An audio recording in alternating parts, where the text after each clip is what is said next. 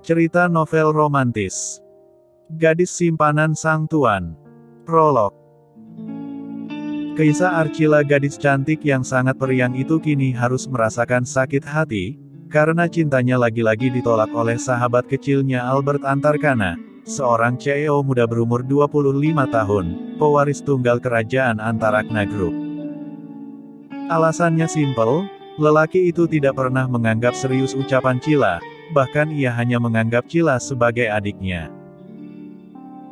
Namun Cila tidak menyerah. Atas nama cinta dan sesuatu yang ingin ia buktikan sendiri kebenarannya, Cila memaksa bahkan mendesak Albert agar mau menjadikan dirinya sebagai simpanan.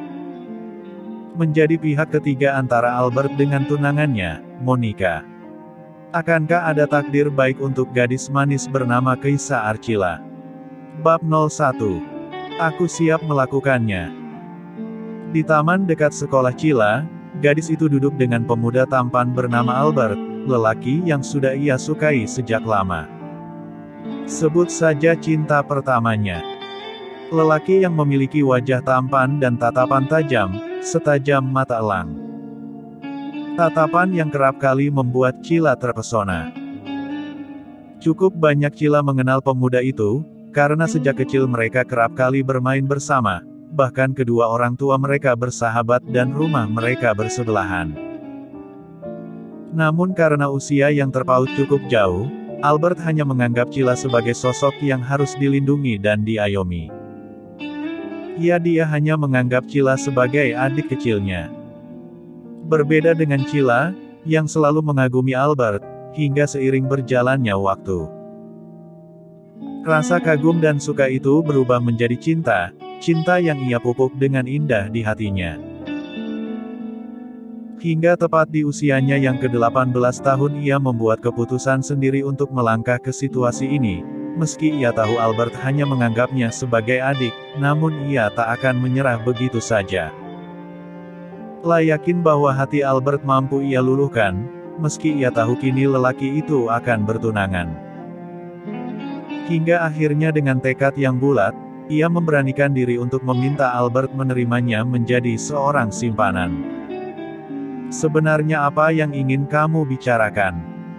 Tanya Albert pada Cila yang sedang menunduk menatap sepatunya sendiri. Sewaktu di kantor ia mendapat info dari asistennya Juna, bahwa gadis di sebelahnya menelpon, dan meminta Albert untuk datang di jam istirahatnya, dengan alasan ada sesuatu penting yang akan gadis itu sampaikan. Dan disinilah mereka sekarang. Cila yang mendengar pertanyaan seperti itu mendongak dan perlahan menatap Albert yang sama sekali tak memandang ke arahnya. Gadis itu mengulum senyum. Mengagumi keindahan yang tepat di depan matanya. Kak Albert, lihat Cila dong. Ucap Cila dengan manja. Ia sama sekali tak peduli pada makhluk-makhluk yang sedari tadi menatap aneh ke arah dirinya dan juga Albert. Yang ia tahu, ia bahagia berada di dekat lelaki itu.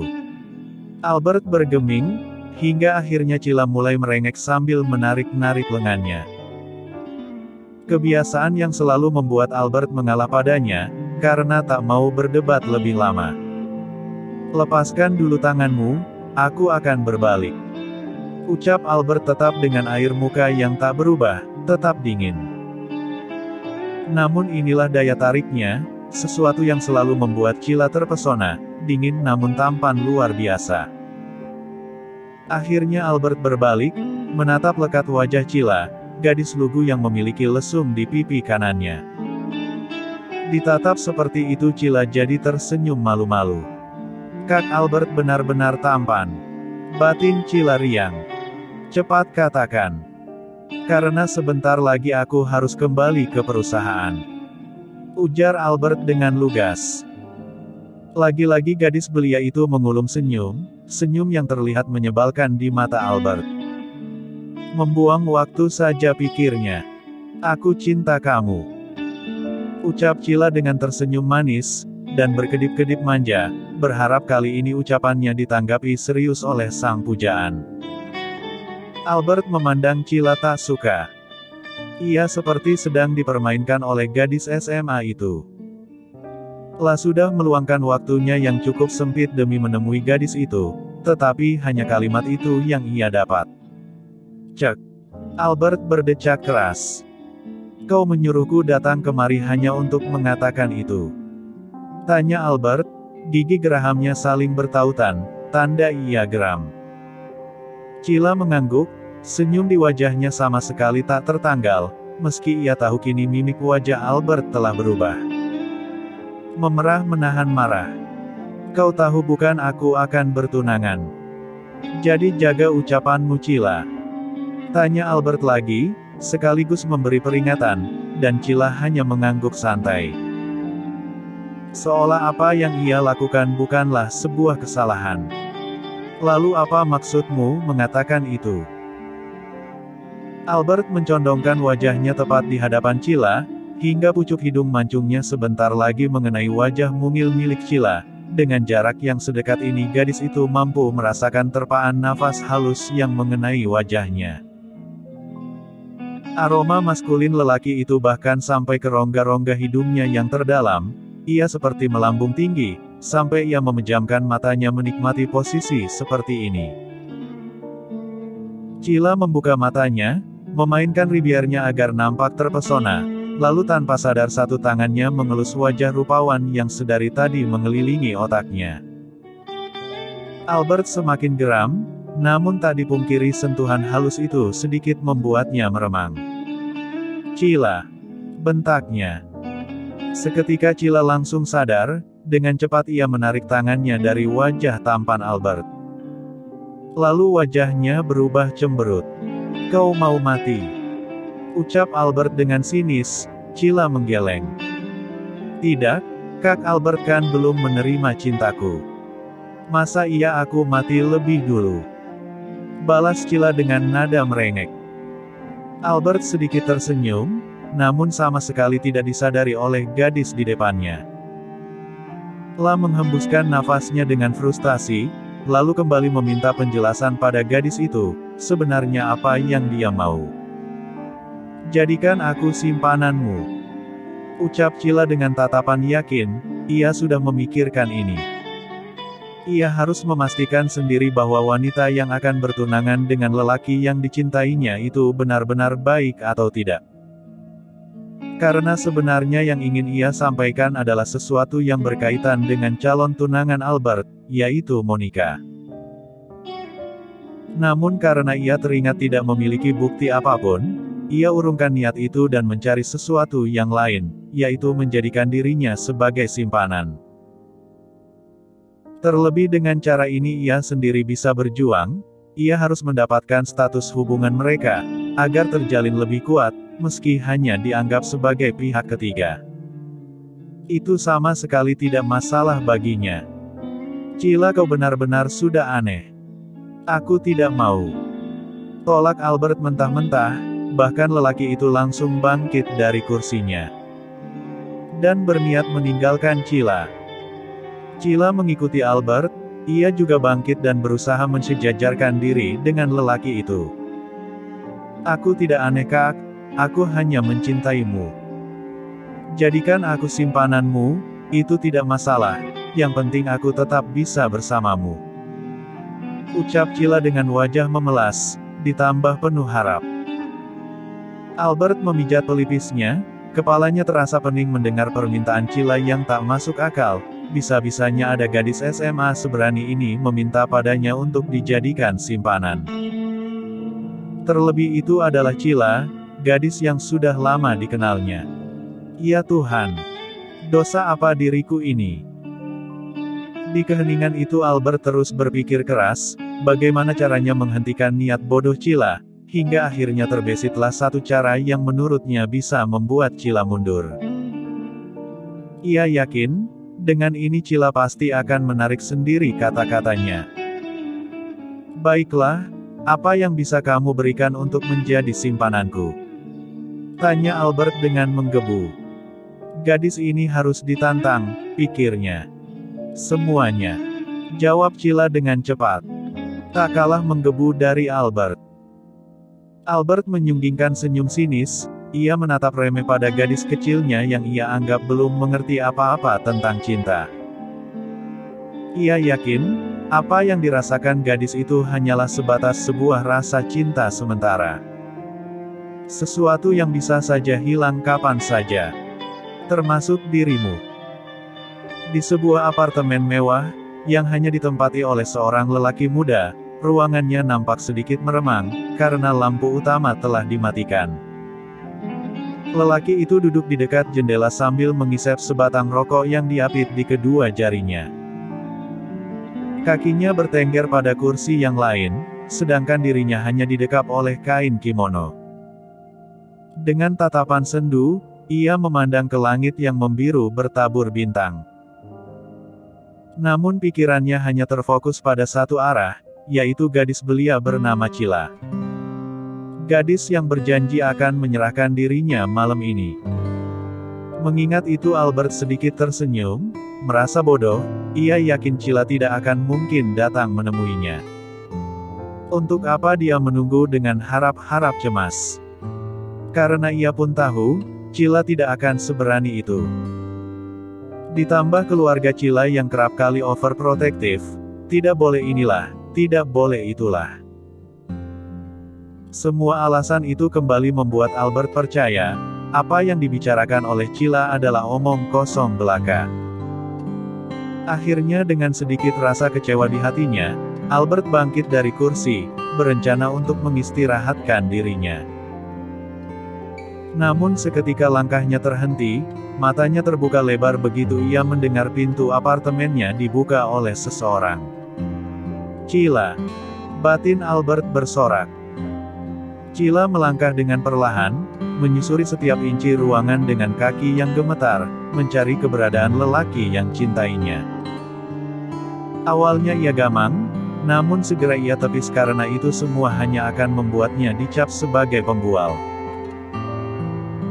Semakin lama, kaki mungil itu membawanya masuk ke dalam apartemen Albert, hingga terhenti di sebuah pintu ruangan yang ia yakini itu adalah kamar milik lelaki tersebut. Berkali-kali Cila menelan salivannya dengan susah payah, hanya karena berpikir untuk membuka pintu ruangan itu atau tidak. Namun semuanya sudah terlanjur, ia tidak mungkin untuk berjalan mundur dan berlari menjauh. Akhirnya dengan kegugupan yang luar biasa Cila memutar kenop pintu. Ceklek. Tidak dikunci sama sekali, itu artinya Albert telah menyiapkan ini semua untuknya. Cila kembali merasakan gugup, dirinya sudah seperti akan dieksekusi mati oleh sang pemilik kamar, padahal ia sendiri yang sukarela untuk datang. Begitu Cila masuk dengan sempurna. Dan prok. Dengan sekali tepukan, tiba-tiba lampu bersinar dengan terang benderang. Dan hal itu sukses membuat Cila menatap ke arah tempat tidur di mana Albert berada, dengan hanya mengenakan handuk kimono lelaki itu duduk dengan penuh wibawa. Pandangan mata mereka bertemu, terkunci dalam waktu yang cukup lama. Dengan hanya ditatap seperti itu, ternyata mampu membuat jiwa Cila berdesir dengan aneh. Dan kegugupan yang sempat melanda, tiba-tiba hilang entah kemana. Berbeda dengan Cila, Albert terus menelisik dengan detail semua yang melekat dengan gadis kecil itu, mini dress selutut berwarna abu-abu, sepatu berhak rendah warna senada, rambut tergerai indah sebahu, dan riasan tipis penyempurna penampilan gadis itu. Satu kata untuk Cila, sempurna. Kukira kau tidak akan datang. Cibir Albert, memutus pandangan keduanya. Cila berkedip pelan, lalu mengembangkan senyumnya, membalas cibiran Albert. Kemudian kaki jenjang itu melangkah mendekat ke arah tempat tidur, tanpa aba-aba Cila mendudukkan dirinya di atas pangkuan Albert. Lelaki itu sampai terjangkit kaget dengan tingkah Cila, ia kira gadis ini akan malu-malu untuk memulai terlebih dahulu. Kap. Cila tidak mungkin berbohong pada Kak Albert. Ucap Cila setelah mengecup sekilas ribier lelaki itu. Diperlakukan seperti itu Albert semakin merasa tertantang, baru kali ini ada wanita yang begitu berani padanya. Bahkan kecupan singkat itu merupakan kecupan pertamanya. Cih. Albert berdecih ke samping. Lalu matanya kembali menatap tajam ke arah Cila. Benarkah gadis ini akan berani melakukan itu semua dengannya? Baiklah, tidak perlu berbasa-basi lagi. Buka bajumu. Tita Albert dengan suara yang sama sekali belum melunak. Dengan tujuan agar Cila takut padanya. Cila menggeleng, tidak mau. Tolaknya. Albert menyunggingkan senyum remeh, sudah kuduga, kau hanya main-main denganku. Sekali lagi Albert mencibir berharap Cila tak lagi meneruskan niat bodohnya. Namun ternyata Albert salah, ia salah menilai gadis di depannya. Cila menarik tangan Albert, menuntunnya ke arah resleting dress-nya yang ada di balik punggung. Kali ini Cila yang menyunggingkan senyum. Dibuka sama Kak Albert kayaknya lebih seru. Ucap Cila sambil menggantungkan tangannya di leher Albert. Sejujurnya itu trik menetralkan rasa malu Cila. Ia tak bisa berpikir jika harus ia yang membukanya. Albert menelan salivanya, dan itu dapat dilihat oleh mata Cila, karena jakun itu terlihat naik turun, membuat Albert semakin terlihat menawan. Karena merasa harga dirinya telah dicabik-cabik, tanpa pikir panjang Albert menarik resleting itu sampai ke bawah, lalu tanpa basa-basi, Albert langsung mengecup si Cila. Albert semakin memperdalam kecupan itu, berusaha agar Cila memberikan respon yang baik. Albert semakin tak terkendali. Dan, begitulah, 1, 2, dan 3, kini pemandangan terindah sudah jelas di depan mata Albert. Kau benar-benar ingin menjadi simpananku? Tanya Albert kembali meyakinkan. Iya, jawab Cila singkat, ia ingin semuanya segera berakhir, ia sudah terlalu malu memperlihatkan pesona yang tak asa duanya itu. Ku harap kau tidak akan menyesal Cila. Gumam Albert dalam hatinya.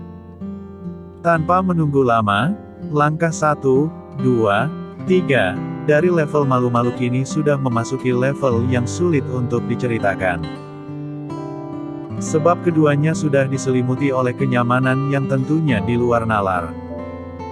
Namun tiba-tiba Albert menghentikan traveling mereka, yang seharusnya sudah siap lepas landas dan memasuki ruang lesat. Kakak kenapa? Tanya Cila penasaran. Albert hanya menggeleng. Lalu melanjutkan acara. Tidak lama kemudian, Albert berucap. Ark, Om Pram. Desis Albert sambil menggeleng-gelengkan kepala. Ia berdecak keras karena kini semangatnya berubah jadi rasa kesal. Kenapa tiba-tiba bayangan wajah marah ayah Cila datang? Apa ia tahu anaknya sedang melakukan hal yang bukan-bukan? Akhirnya Albert bangkit, mengikat kembali tali kimononya. Setelah selesai Albert mengajak Cila untuk bangkit, dan membantu gadis itu memasang beyanyi. Cila menatap aneh pada sikap Albert yang tiba-tiba berubah. Gadis itu langsung menghentikan tangan Albert yang sedang memasang pengait beyanyi di punggungnya.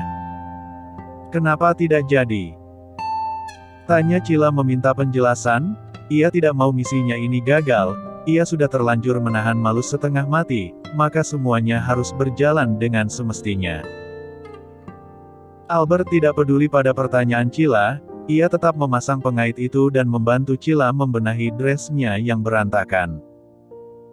Cila terus memberontak, ia tidak mau seperti ini. Cila nggak mau, kakak harus lanjutin apa yang tadi kita udah lakuin. Tegas Cila, lagi Albert tak menggubris. Cila tak tinggal diam, ia menarik kembali tangan Albert. Jangan aneh kamu. Kita tidak bisa melakukannya. Ujar Albert lalu bangkit. Benahi pakaianmu, nanti ku antar pulang. Sambungnya. Nggak mau kakak, Cila nggak mau. Kakak udah bohong, katanya hanya dengan kita melakukan itu kakak siap jadiin Cila simpanan kakak, tadi kita hampir aja ngelakuin, sekarang kakak berhenti gitu aja. Sebenarnya siapa di sini yang main-main? Cila atau Kak Albert? jelas Cila dengan kesal. Albert mematung di tempatnya, ada baiknya semua ini memang tidak terjadi, tetapi kesalahan fatal yang ia lakukan adalah dia sendiri yang menantang Cila melakukan ini. Ah, ini bukan salahnya, ini salah wajah galak ayah Cila yang datang tiba-tiba. Ah, aku tahu, pasti kakak nggak bisa ngelakuin itu ya. Kalau gitu biar Cila aja. Kakak cukup diam di bawah. Cila tahu, Cila masih amatir, tapi Cila udah pernah nonton film yang begitu kok. Jadi pasti Cila bisa. Ucap Cila menepis sisa malu yang ada. Dasar, anak ini malah menganggapku tidak bisa melakukannya. Albert semakin memijat pelipisnya, bukan itu yang ia permasalahkan. Tetapi ia juga tidak bisa menjelaskan apa yang membuat dirinya harus membatalkan niatannya. Kakak. Cila mulai merengek, bergelayut manja di lengan Albert. Akhirnya, tidak ada jalan lain. Dengan melakukan itu ataupun tidak, sepertinya Albert memang harus menerima gadis itu sebagai simpanannya. Sudahlah, kita tidak perlu melakukan itu. Karena mulai malam ini, aku akan menerimamu menjadi simpananku. Lanjut ke bab 02.